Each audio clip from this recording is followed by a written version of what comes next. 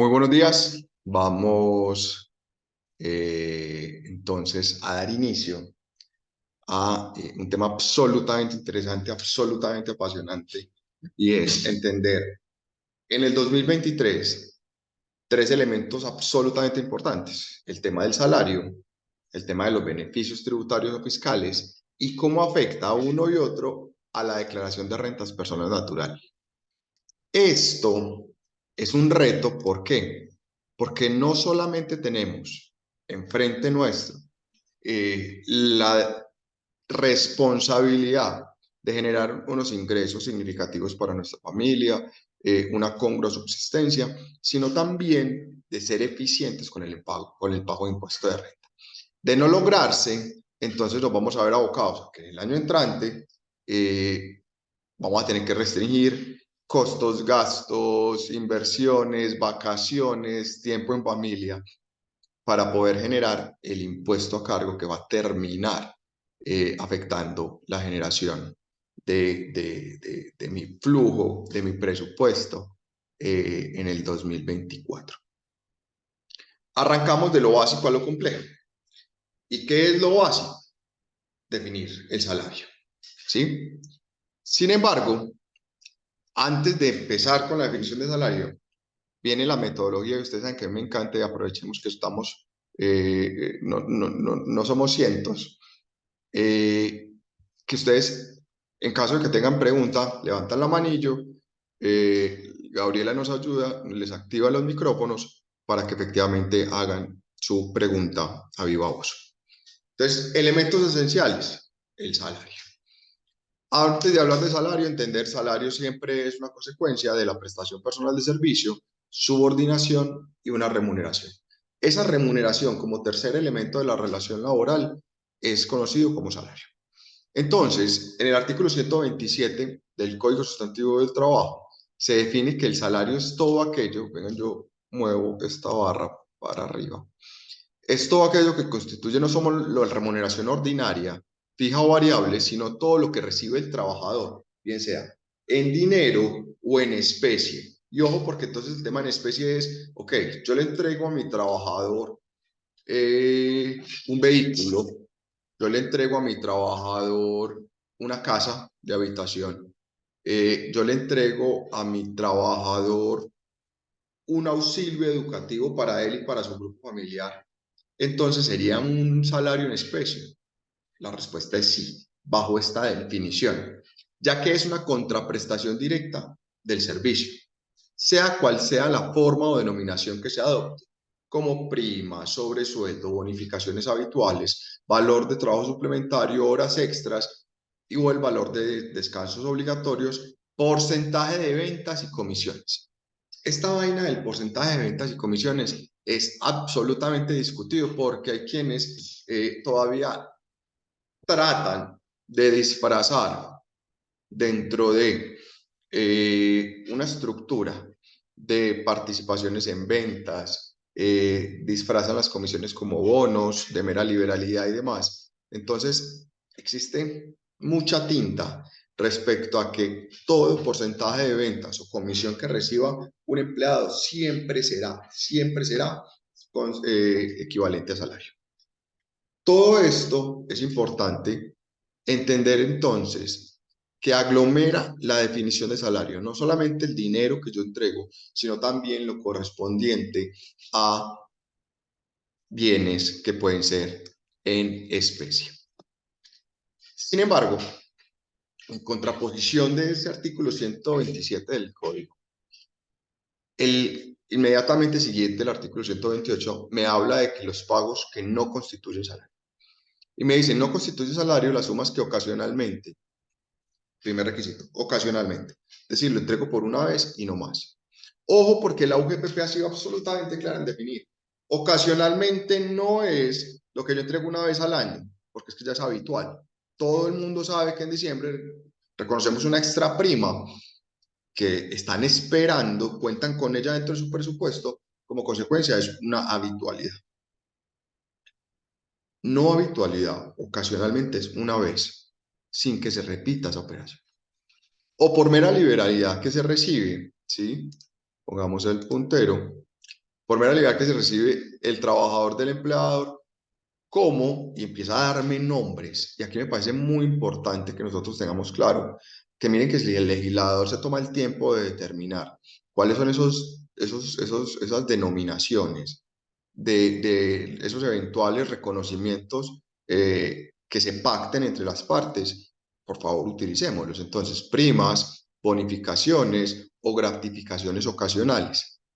Participación en utilidades, ojo que esto lo vamos a ver ahorita en beneficios tributarios, excedentes de las empresas de economía solidaria, lo que se recibe en dinero o en especie, no para su beneficio, ni para enriquecer su patrimonio, sino para desempeñar a cabalidad sus funciones, como gastos de representación, medios de transporte, y aquí ya va a explicar lo del carro, elementos de trabajo u otros semejantes. Entonces, el hecho de que enfoque legal en particular, entonces me ponga a mí un teléfono independiente de la gama. Entonces, eso es una herramienta de trabajo, porque a partir de este teléfono es que nosotros podemos generar comunicación e interacción con nuestros clientes. Dicho esto, entonces, ¿el teléfono enriquece mi patrimonio? La respuesta es: yo lo necesito para la generación de la operación y la prestación de servicio. La respuesta es sí. Ok, entonces yo pudiera pactar que me van a entregar un teléfono como una herramienta de trabajo y con todos los elementos propios de la entrega del mismo, donde yo me comprometo a ser cuidadoso y diligente con el mismo, a que si eventualmente me pongo en un estado de indefensión, voy a tener que responder civilmente por lo que cuesta el teléfono, entre otros. La respuesta es sí. Con el vehículo es un tema muy interesante, y es cuál es mi rol dentro de la compañía. Si mi rol dentro de la compañía, de manera respetuosa, es ser el contador, ¿por qué me tienen que entregar un vehículo? Yo no me debería de tener que desplazar de un punto A, B, C, D, E, F, G para la prestación de mi servicio, salvo que así sea. Distinto es si yo le entrego el mismo vehículo a mi director comercial, porque mi comercial sí tiene que estar tocando la puerta a nuestros clientes, visitándolos, haciéndole seguimiento, invitaciones a eventos, cumplimiento de ruedas de negocios, entre otros, y con el vehículo representa el estatus que yo le quiero dar a la compañía. Entonces, ¿está enriqueciendo su patrimonio? No, porque es una herramienta de trabajo para la prestación de servicio. Pero miren que es esencial entender cuándo sí juega y cuándo no juega. Ah, perfecto, bueno, Santiago, eso me queda claro.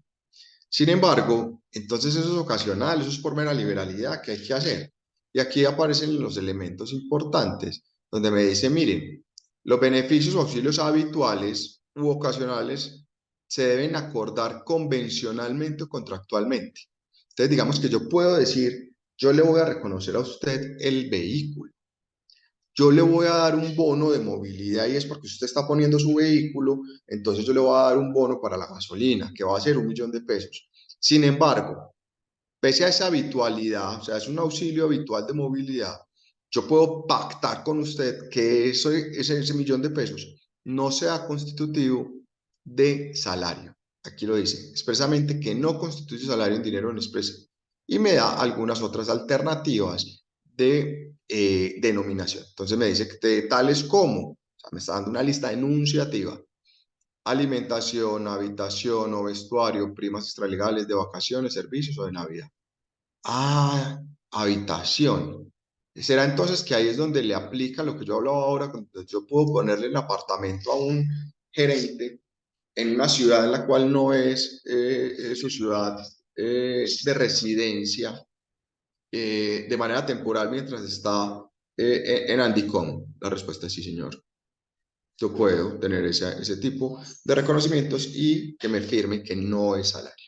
Bien, dentro del marco legal es esencial entender que existen limitaciones entre las áreas de derecho. En el derecho laboral puro y simple, tengo que evaluar el artículo 27 y 28. Si yo tengo pacto expreso, puedo decir no es constitutivo de salario. Sin embargo, en el tema de la seguridad social, me dice, venga, señor empleador y empleado, en ningún caso en virtud del principio de solidaridad del sistema, pretenda usted que todos esos bonos, todos esos auxilios que va a reconocer, no van a ser base de la seguridad social en la medida, y ojo que aquí viene la parte interesante y clave, en la medida en que supere la proporcionalidad que yo le voy a corresponder como legislador, y es el 60-40. Usted por lo menos de la sumatoria de los bonos, auxilios, salarios que le va a entregar a su empleado, deberá calcular el 60%, y eso tendrá que ser su base mínima de pago de la seguridad social. Ah, no, señor UGPP, tranquilo. Eso para mí está claro. Señores, entidades administradoras del sistema de seguridad social y salud en Colombia, estén tranquilas. Pensionarios y salud en Colombia, estén tranquilos. Yo lo hago sobre el 60%. Ese es un límite, no desde el punto de vista laboral, sino desde el punto de vista de la seguridad social. Siempre que yo cumpla con esos dos, podré estar tranquilo de cara al empleado y de cara a la UGPP. Han escuchado varias veces de mí, y esto nos representa la federación, que los empresarios en Colombia tenemos tres grandes enemigos: la DIAN, la UGPP y los empleados. Y cuando digo los enemigos es porque es importante que seamos diligentes y cuidadosos a un punto máximo en las operaciones para con cada uno de ellos. Entonces, me voy de atrás para adelante. Con el empleado, siempre se hace necesario que yo tenga estos pactos no constitutivos de salario, en todo aquello que sean bonos, auxilios, bonificaciones y demás, que yo no quiero que sean salarios y que en virtud del artículo 127 no puedan ser salarios. Porque si están uno de estos elementos del artículo 127, por supuesto que lo serán.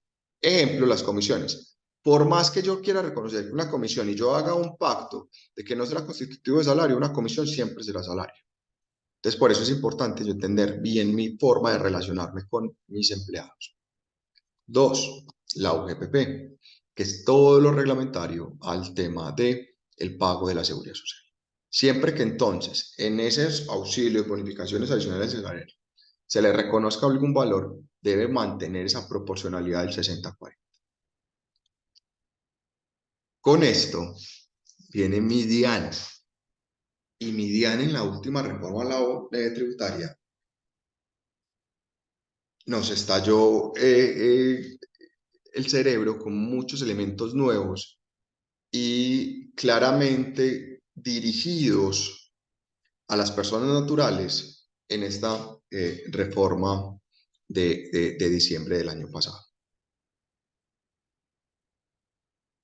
Uno de estos elementos es esta definición del artículo 129-1 del Estatuto Tributario, el cual define ingreso en especie para efectos del impuesto sobre la renta y complementarios. Ya me está diciendo, es, mire, para renta. A mí los otros temas no me interesan. Constituyen pago en especie y deberán ser reportados como ingresos a favor del beneficiario a valor de mercado. Ojo, cuánto vale el vehículo, cuánto vale el teléfono, cuánto vale el auxilio de conectividad, entre otros. Los que se efectúen el pagador a terceras personas por la prestación de servicios o adquisición de bienes destinados al contribuyente o a su cónyuge. Entonces, ¿qué me está diciendo? Venga, si a usted le están pagando la empleada doméstica como un bono de aseo en su casa, ese bono o ese pago de esa empleada doméstica, como el beneficiario es usted, pese a que se lo están pagando a otra persona, aquí según esto, quiere decir que es ingreso para usted. O a personas vinculadas con el parentesco dentro del cuarto grado de consanguinidad, afinidad de seguro civil y demás, siempre y cuando no constituyan ingreso propio en cabeza de esa otra persona. Pero venga, constituye pago en especie y debe reportarse como ingreso a favor del beneficiario a valor de mercado los que efectúe el pagador, es decir, la empresa contratante, a terceras personas por la prestación de servicios o adquisición de bienes destinados al contribuyente o a su cónyuge o a su grupo familiar. Ah, ¿cómo así? Entonces el auxilio de educación que tengo yo y que se hace extensivo a mi grupo familiar, en donde le pagan a mi hijo los 25 millones de pesos de la Universidad Externa de Colombia. Entonces, son ingresos para mí. Lo debe declarar Manuel Santiago Barrera. Pero venga, esperen, es un auxilio. Entonces, para efectos laborales, yo puedo pactar eso. Para la seguridad puedo pactarlo, pero ojo con el tema de el ingreso tributario, en cabeza de quién está. Y créanme que hago ese ejemplo de la Universidad Externa de Colombia con toda la intención de estallarles la cabeza. Porque vamos a ver más adelante que en beneficios tributarios cabe la posibilidad de que el empleador, de manera directa, pague la educación de Samuel Barrera López, donde quiera que sea, con una institución reconocida ante el Ministerio de Educación, y de manera expresa, el artículo 107 rayados del Estatuto Tributario me dice que no será ingreso para mí. Sin embargo, miren cómo, pese a creer que tenemos una estructura que es absolutamente coherente, en el artículo 129 raya 1 difiere total y absolutamente con lo que me dice la norma especial del artículo 107 raya 1. Entonces nos ponen en aprietos y ahí es donde viene lo interesante de ser abogado. Y es una vaina que nos enseñaron a nosotros que se llama hermenéutica jurídica. Y es donde tenemos que entender, a partir de ahí, qué aplicabilidad le tenemos que dar. ¿Quién prima? ¿Cuál norma? Anterior, posterior, norma general o norma especial. Entonces, lo vamos a resolver al final de la conferencia. Sin embargo, quiero que se haga visible que estos tres retos que tenemos, el empleado, la UGPP y la DIAN, pueden tener visiones distintas de un mismo beneficio u hecho generador. Dicho esto, la administración se pone compleja porque llega y me dice, en caso de que los bienes y servicios sean gratuitos sobre los cuales se pueda determinar el valor, en ningún caso podrá ser imputado como costo o gasto de deducción del impuesto de renta del pagador, es decir, del empleado. Y se exceptúan de estas disposiciones los pagos en especie efectuados por el empleador a terceras personas cumpliendo con los pactos colectivos de los trabajadores y convenciones colectivas. ¿Por qué llamo bastante la atención en esto? Tengo aquí en mi escritorio, estoy terminando de rayar. Ustedes saben que soy un abogado viejito, análogo, pese a que estamos en la industria 4.0, me gusta rayar todavía. La reforma laboral hace como match con ese pedacito, con ese parágrafo, porque está dándole muchísima fuerza a los sindicatos en Colombia. Eso puede ser bastante problemático, no es la discusión de la mañana de hoy, que lo vamos a revisar pues seguramente en un webinar en su momento. Pero lo que me está diciendo es, venga, siempre que esté por allá pactado en una estructura dentro del marco sindical, podrá no aparecer, no tenga en cuenta el tema tributario. Bastante particular, pero se ve como una cohesión en ese tipo de políticas que en su momento pues las revisaremos para ver cómo aplican estos pactos colectivos o convenciones colectivas de trabajo. Asimismo, y este lo traigo, está desprovisto ahí del artículo 115, sino que fue la adición de la ley esta 2277, la última reforma tributaria, la que en principio me dice, no podrán deducirse del impuesto de los pagos las afiliaciones a clubes sociales, gastos laborales del personal de apoyo de vivienda u otras actividades ajenas a la actividad productora de renta, gastos personales de socios, partícipes, accionistas y clientes y o su familia. Otra vez nos estalla el cerebro, porque me está presumiendo que dentro de mi estructura de costos y gastos, yo le pago la empleada doméstica, el jardinero,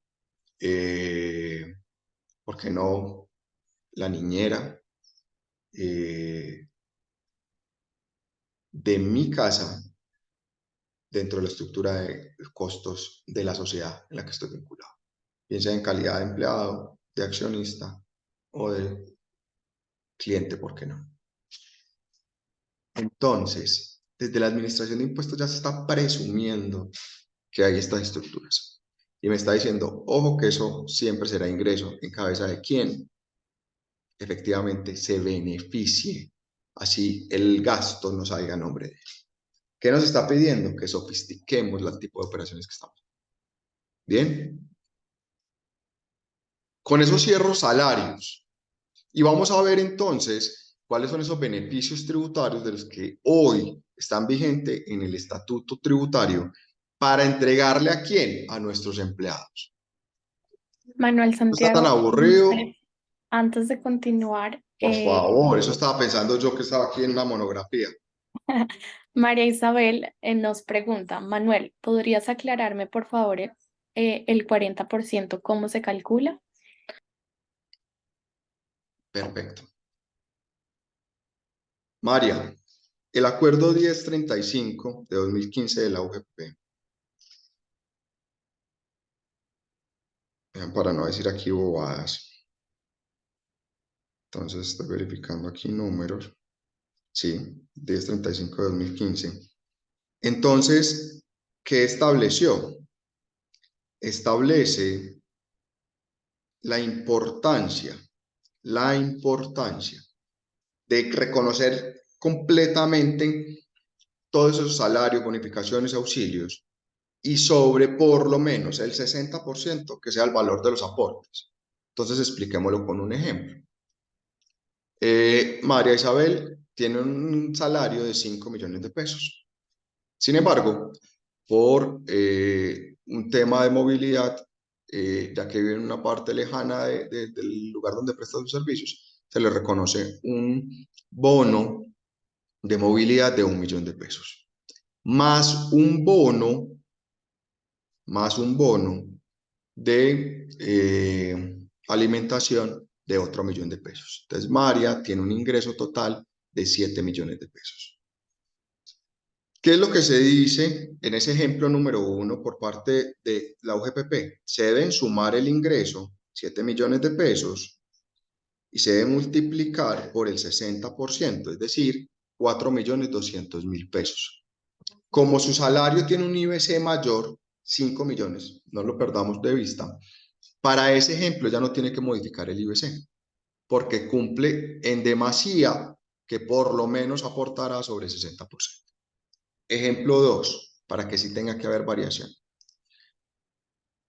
La misma María, ya sus salarios son 5, su básico son 5. Los dos bonos correspondientes, cada uno son de 2,5 millones. Total de ingreso en el mes, 10 millones de pesos. Ahí ya sí no necesitamos la calculadora, porque el 60% de 10 es 6 millones de pesos.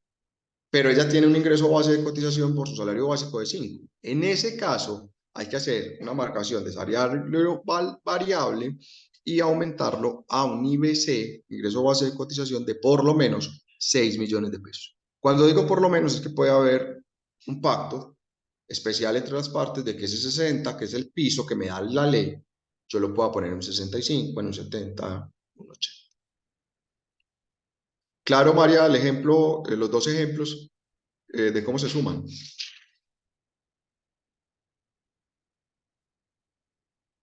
Nos María, dice que sí, muy gracias, muchas gracias. que estés bien. Beneficios tributarios.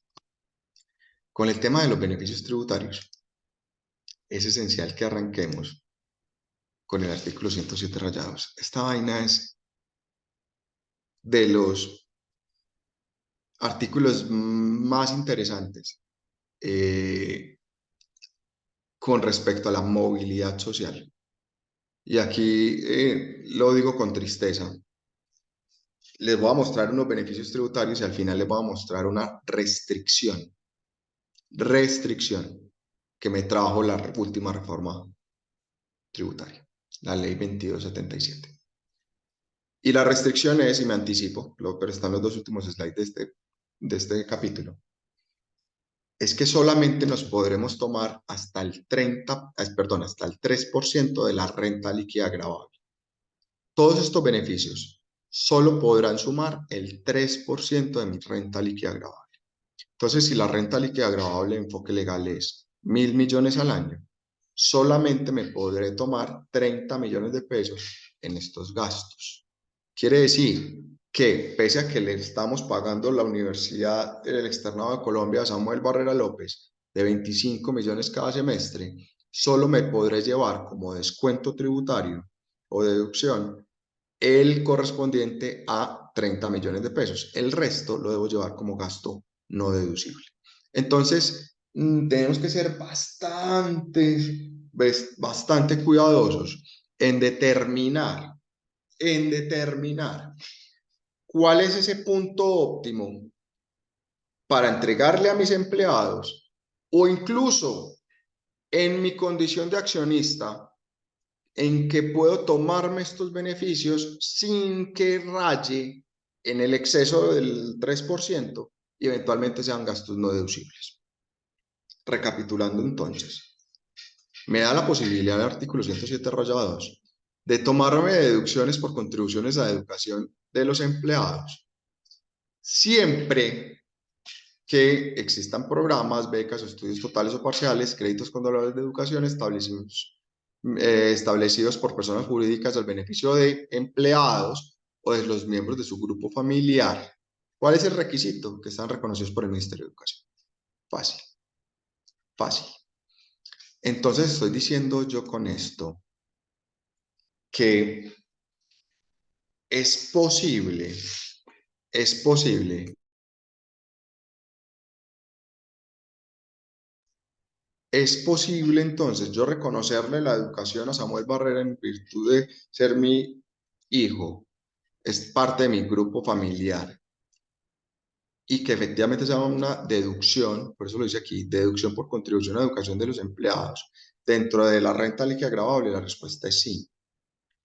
Y miren lo que me dice este párrafo. Este párrafo es absolutamente motivador porque llega y me dice, para todos los efectos, es decir, todos los efectos tributarios, no podemos perder de vista el tema laboral y demás, que son otros códigos. Los pagos definidos en este artículo no se consideran pagos indirectos hechos al trabajador. Entonces, como no son pagos indirectos, choca con ese artículo 129-1, que sí me dijo que era como salarios en especie. Entonces, insisto, por hermenéutica jurídica, yo puedo darle aplicabilidad a este artículo por ser posterior al 29-1 y este ser el 107-2. Entonces, ¿puedo pagar? Sí. ¿Esto tiene requisitos? También. ¿Cuáles son? Que tenga factura electrónica a nombre de la empresa. Entonces, a mí la Universidad Externada de Colombia me debe enviar factura electrónica a nombre de Enfoque Legal, con todos los requisitos propios de la factura, para que pueda yo tomarme la deducción. ¿Me siguen? No puede ser que la factura llegue a nombre de Samuel Barrera o de Manuel Santiago Barrera y yo me la tome como deducción. Debe salir a nombre del pagador o del girador. Otro beneficio bastante interesante. Las personas naturales o jurídicas que financien estudios de sus trabajadores, ojo, palabra clave, trabajadores, ya no de su grupo familiar, en instituciones de educación superior, para efectos tributarios podrán deducirse dicho monto de los costos de operación. Esta es otra ley. Incluso miren que no está dentro del Estatuto Tributario. Es la Ley 30 de 1992 en su artículo 124. Pero esta Ley 30, que es súper interesante porque me está diciendo, viejo, promocione, movilice a sus empleados, patrocínelos. Y aquí hacemos un comercial y es, recordemos que existen esquemas de retención que pueden ser este tipo de cosas, promocionar posgrados, diplomados, doctorados, ¿por qué no? Pero no es una cláusula de que yo me voy a quedar amarrado a la silla por el mero hecho que usted me haya pagado el posgrado. Es que esa cláusula es ineficaz de pleno derecho.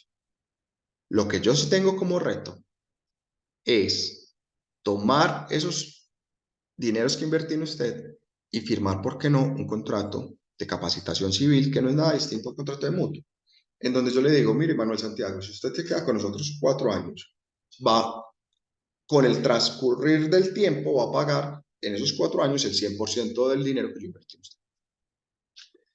Se lo voy a ir condonando de manera progresiva. Sin embargo, si usted se toma de esos 4 años, te quedas con nosotros solamente 2, pues en la proporción será el 50%. Ah, perfecto, yo firmo ese tipo de acuerdos. Sin embargo, entonces, este artículo 24 de la ley 30 de 1992, entonces me permite que yo me lleve esto como costo de la operación. Pero vuelve y juega. Ese costo de la operación está limitado, restringido, en virtud de la última reforma tributaria, al 3% de la renta líquida grabada. Este es de locos y es porque promueve desde la ley 789 de 2002 la generación de estímulos de procesos de capitalización, que es esa vaina con ese nombre tan particular. No es nada distinto a decirme, mire, usted puede, de las utilidades que generó en el año, puede entregar hasta el 10% de esas utilidades a sus empleados. Si las entrega hasta ese 10, ni siquiera la renta que hubiera generado ese 10% me la tiene que pagar como contribuyente. Es decir, enfoque legal generó 1.000 millones de pesos de impuesto de utilidades. De esos 1.000, yo puedo emitir 100 millones en acciones, pero esos 100 los resto a la base de renta líquida gravable, es decir, ya no liquido sobre 1.000, sino sobre 900. Y emito esas 100 acciones. Y lo parte interesante aquí es, venga, las utilidades que se generen esas 100 acciones que emití no serán sujetas del impuesto por 5 años en cabeza del trabajador. Entonces yo se las entregué a Perico de los Palotes y Perico de los Palotes por 5 años no va a pagar impuesto de renta por las utilidades que tenga esa ley. Pero venga, Manuel Santiago, usted me va a decir que una norma del 2002 va a estar por encima de la retención en la cuenta de utilidades. Tiene toda la razón. ¿Habrá que hacerlo? Sí. ¿Y se va a tener entonces que tomar como una retención en la fuente y no como un impuesto final? Sí, es otra discusión. Pero tributariamente hablando, tengo la posibilidad de que esas 100 acciones no paguen impuesto de renta. Sí, solo sí. Yo también me mantengo en la compañía. Y tengo como ingreso ordinario, salario, no mayor a 8.482.000. Entonces, ¿hay algunos requisitos? La respuesta es sí, pero vuelvo y juega. Me limitan con el 3% de la renta líquida grabada. Entonces, en mi ejemplo de 1.000, esas 100 que podía emitir ya no se vuelven 100, sino que se vuelven 30. ¿Sigue siendo interesante? Por supuesto que sí. Artículo 23 de la ley 1257, 2008. Me voy acercando más a la etapa actual. Me da la posibilidad que si nosotros contratamos mujeres víctimas de violencia comprobada, sentencia, me descuente hasta el 200% del valor de los salarios y prestaciones sociales de la misma. Vuelve el ejemplo. 30 millones al año. Entonces, con el costo de la educación privada hoy en Colombia, dando 1.000 millones de utilidad, esos 30 millones, miren que se consumen de manera rápida y me dejan estos otros posibles beneficios de pronto sin calidad o sin posibilidad de materializarlos. Pero es importante que los conozcamos para que los pongamos en marcha dentro de nuestras organizaciones. Y este artículo 387 es maravilloso, porque es que este es de procedimiento, de retenciones en las fuentes, pero me habla de dos posibles alternativas que se pueden entender como beneficios. Uno de ellos es el tema del pago de intereses de vivienda y el segundo es personas dependientes. Entonces, y el tema de salud, perdón, también, medicina prepagada. Sin embargo, en estos dos, en ningún caso, o más bien me dice es que siempre tendré que, a ver, ¿qué está por aquí? Siempre tendré que, yo quería, era el cursor, porque me paro acá y nos muestra. Siempre no podré exceder mensualmente para el 2023 679.000 pesos de tomarme como beneficio de vivienda o de medicina prepagada, se suman, y no podré tomarme mensualmente más de 1.357.000 que no podrá exceder el 10%, entonces este cálculo es distinto. Este cálculo es, yo tengo dependientes, Samuel Barrera López, sin embargo, mi salario son 8 millones de pesos.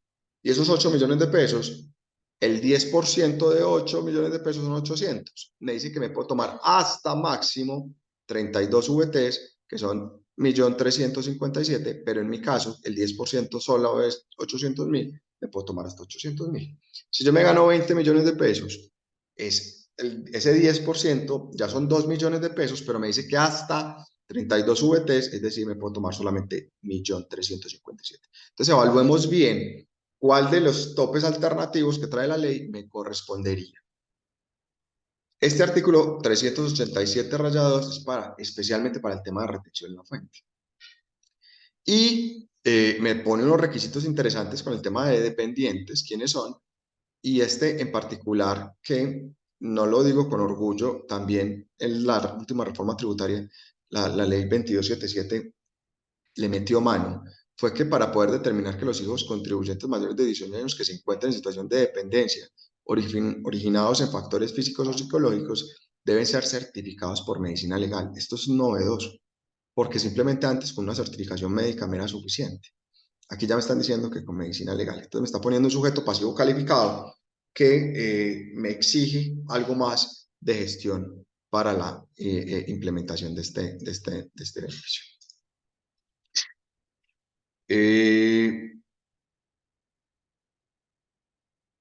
Pero hay más.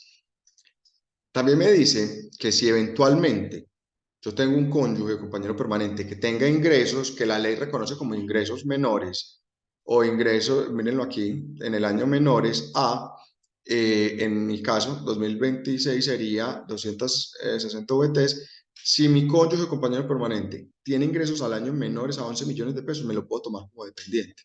O si yo subsidio, de manera, tengo como dependientes a mis padres o a mis hermanos, y tienen ingresos en el año menores a 11 millones de pesos, también me los puedo tomar como dependientes. Para dos efectos. El primero es el efecto de disminución de la retención en la fuente, y ya vamos a ver en el capítulo de declaración de renta como personas dependientes que traen unos límites particulares. Equipo. Este 387-1 es la joya de la corona. ¿Y por qué me vengo para la joya de la corona? Pues ya me voy a devolver. Este artículo 159-1 es el que me habla de la limitación de las rentas exentas o beneficios o descuentos que no podrán superar el 3% anual de la renta líquida gravable. Listo, no podrán superar ese 3%. Y me dice cuáles son esos artículos. Y los artículos están establecidos en los artículos 107-2, 255, 57, los que hemos visto. Pero si se fijan, no está el 387-1. Quiere decir entonces que este en particular no está dentro del ámbito de la restricción del 3% de la renta líquida gravable. Por eso está aquí al final. ¿Y este es qué? Necesito que entendamos dos cosas. En el tema laboral, auxilios de alimentación, de cara al empleado, puedo firmar un acuerdo de salarización, no será salario. El tema de la UGPP, el tema de 60-40. Y en tema tributario, este artículo me permite que yo le reconozca, ¿sí?, a mis empleados un bono de alimentación que no supere los 1.739.000, sí, solo si yo tengo un salario menor a 13.148.000. Si yo tengo un salario inferior a esos 13.148.000, puedo reconocerme mensualmente hasta un bono de alimentación por 1.739.000 pesos. Big Pass, Sodexo, entre otros. Entre otros. Porque aquí este no es un bono de alimentación que yo le entrego al empleado, que es distinto. Porque si yo le voy a entregar al empleado el bono de alimentación, no tengo esta restricción de las 41 VTs, ni tengo la restricción de las 310 VTs. Entonces, para que quede absolutamente claro ese punto. En el marco del artículo 128, yo puedo dar un bono de alimentación de 2,5 millones. La respuesta es sí, señor. Se lo entrego directamente a Manuel Santiago Barrera. Le suma a sus 20 millones de salario Entonces este loco se gana 22.500.000, reviso el tema del 60/40, no pasa nada.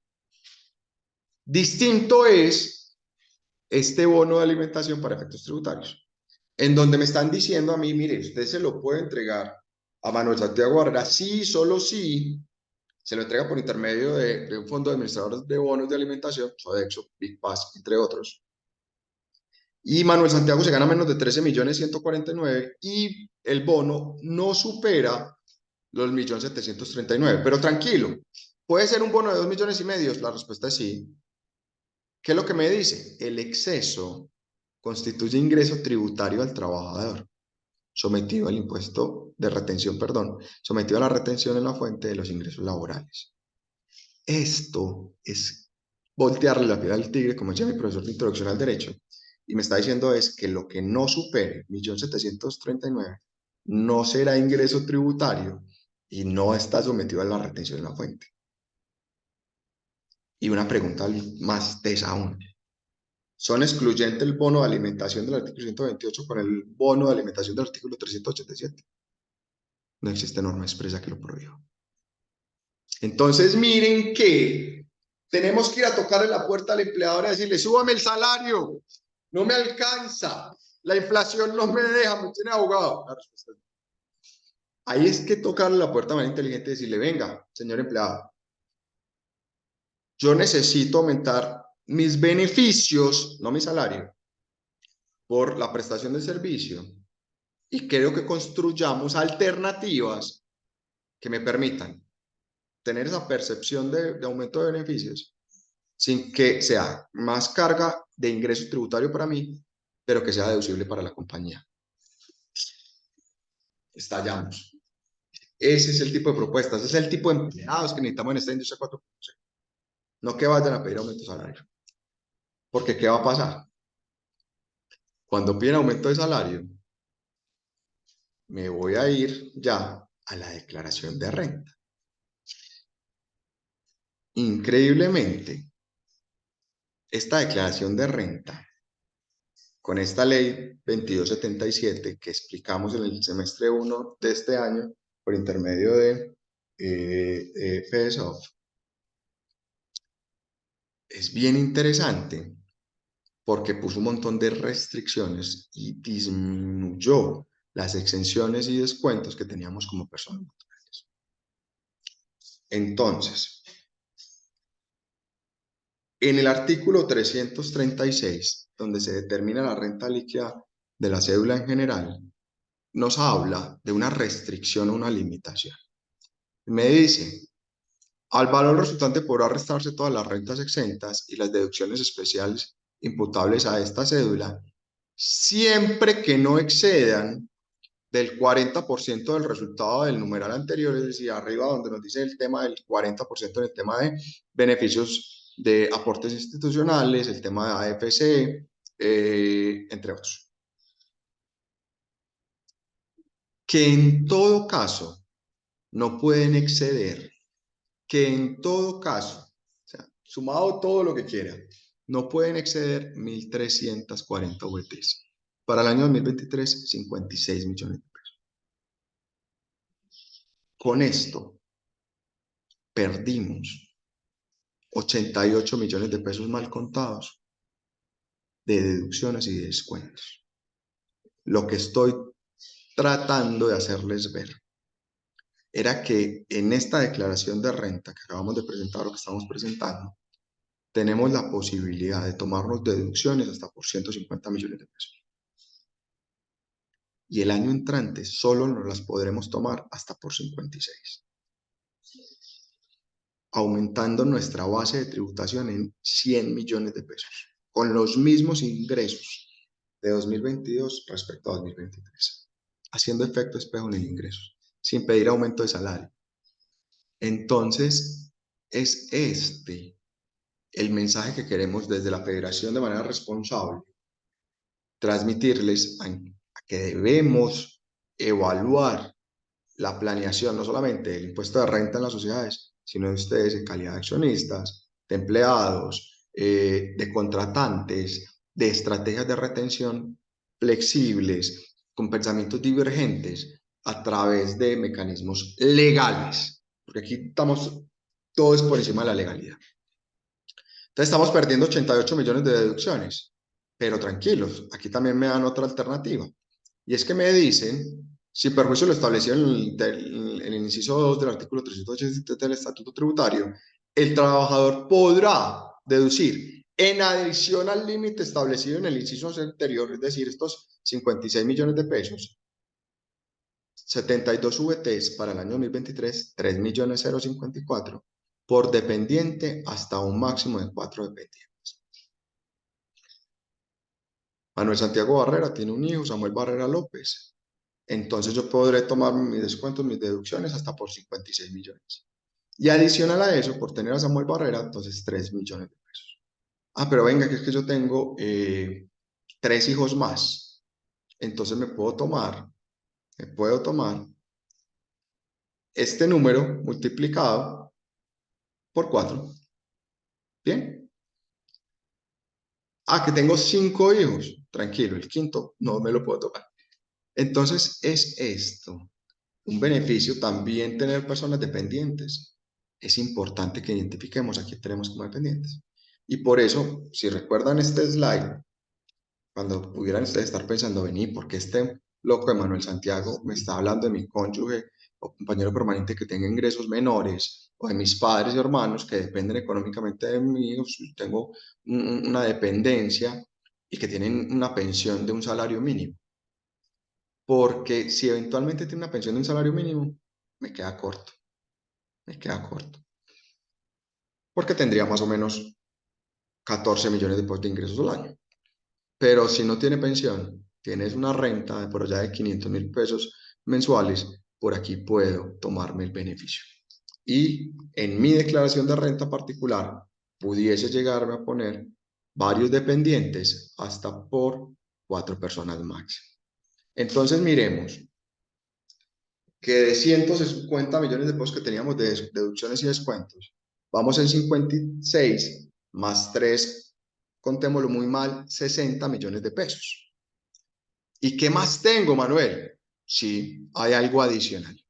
Y es que en el numeral quinto me da la posibilidad alternativa, facultad de pedir el 1% de las adquisiciones sin que exceda 10 millones de pesos, otra platica, siempre que cumpla con los siguientes requisitos. Y es decir, que yo todo lo que vaya a comprar que tenga factura electrónica la debo pedir a nombre mío como persona natural y no podrá hacer gasto de deducción en enfoque legal, por ejemplo.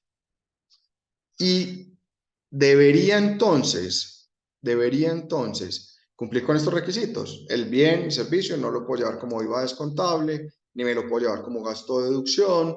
Debe haber un obligado a factura electrónica. Este es bien interesante.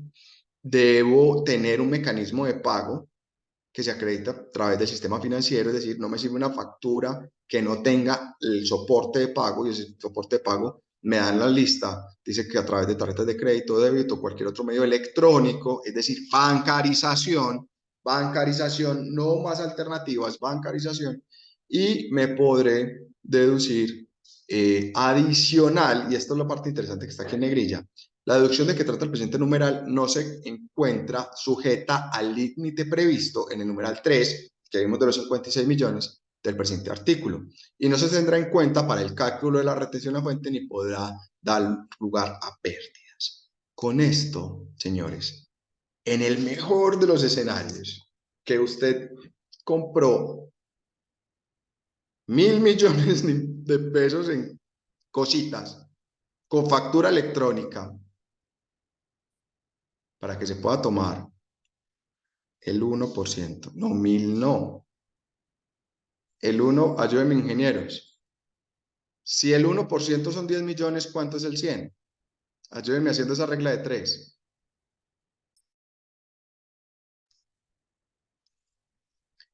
Y con todo y eso, solo me podré tomar como deducción y descuentos 70 millones de pesos. Con esto, señores, simplemente a título de recordación. Simplemente a título de recordación. El artículo 241 es el que nos determina las tarifas de las personas naturales. Y me habla de si no tengo, pues tengo ingresos de 0 a 46 millones de pesos, la tarifa marginal es el 0. Ya a partir de 46 millones de pesos a 72, la tarifa marginal es el 19. De 72 a 173, el 28. De 173 a 367, el 33. Y en la imagen vemos la diferencia. Pero todo esto es para mencionarles que este rango en V3, teniendo los mismos ingresos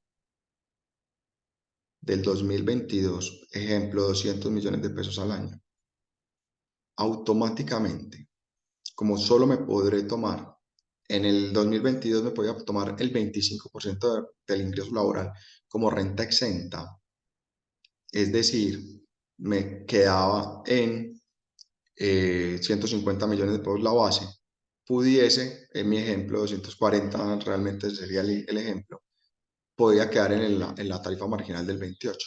Con estas nuevas limitaciones a las deducciones y descuentos, puede que automáticamente me suba de tarifa marginal. Entonces, invitación número 1, necesitamos ser responsables con el ingreso. Necesitamos ser responsables con el entendimiento de que la única forma de entregar beneficios a mis empleados no es vía salario. Y necesitamos, de la mano con ese empleado, construir procedimientos, beneficios que le permitan a él tener una salud financiera que le permita dar su 110% y una salud tributaria que le permita ser efectivo en la prestación de servicio. Increíblemente, cumpliendo con el horario establecido, ahora preguntas adicionales. Nos hace una pregunta Ángela Carvajal. Si Sí. tengo como dependiente un hijo mayor de 18, se subsidia el estudio, pero este genera ingreso. ¿Puedo seguirlo declarando como dependiente? La respuesta está en la ley. Entonces, ¿qué me dice?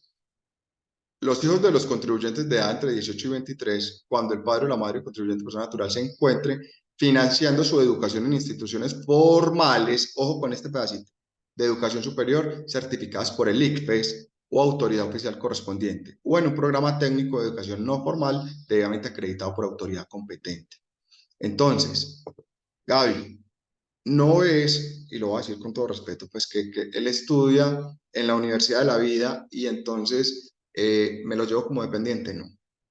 Si tiene más de 18 y no estudia en una institución formal, no me lo puedo llevar como dependiente.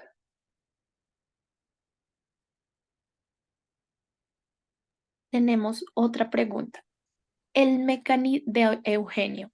El mecanismo del fondo institucional, que estaba hasta 160 millones aproximadamente por empleado, ya no aplica para 2023.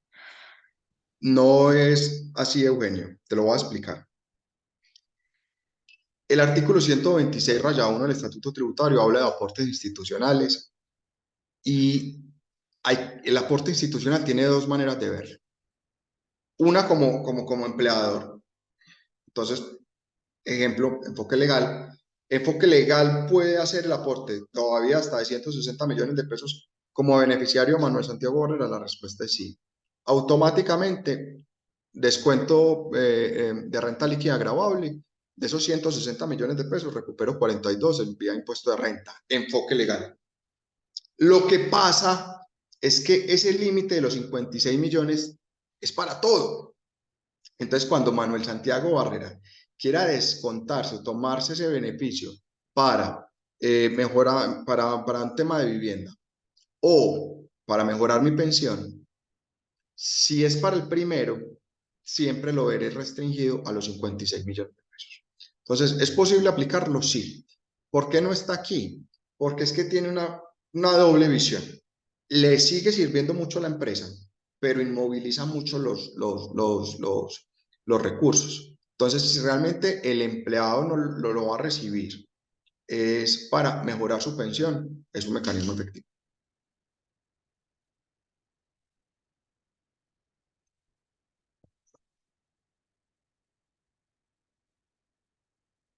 Mm, Nos pregunta Mónica, buenas tardes, ¿cómo se debe diligenciar el procedimiento 1 de retención para asalariados? Mónica, no sé. Y ese, no sé, es porque el procedimiento uno y el procedimiento 2, vos sabes que son cosas que se deben generar a partir de información histórica. No sé si la tengas o no la tengas. Y tu pregunta es capciosa, porque el procedimiento uno se aplica si yo no tengo histórico, el procedimiento 2 si tengo histórico. Entonces, esa pregunta es bien complicada de responder sin la información completa. Sin embargo, sí te digo una cosa, y es justo el video que tengo publicado, se publica hoy en redes y en mi WhatsApp, y es la retención en la fuente de muchos de nuestros clientes se vio disparada con procedimiento uno en este segundo semestre. ¿Qué fue la recomendación que hicimos? Las ajustamos con procedimiento 2, pero ojo, y aquí es un tema con responsabilidad y lo vas a ver que lo estoy diciendo igualito en el video. Y es, menor retención en la fuente va a ser menos anticipo de impuesto de renta al año entrante. Y con esto que vimos, si yo no tengo una planeación coherente entre menor retención en la fuente, pero menores ingresos, pero más beneficios, voy a tener problemas tributarios el año entrante.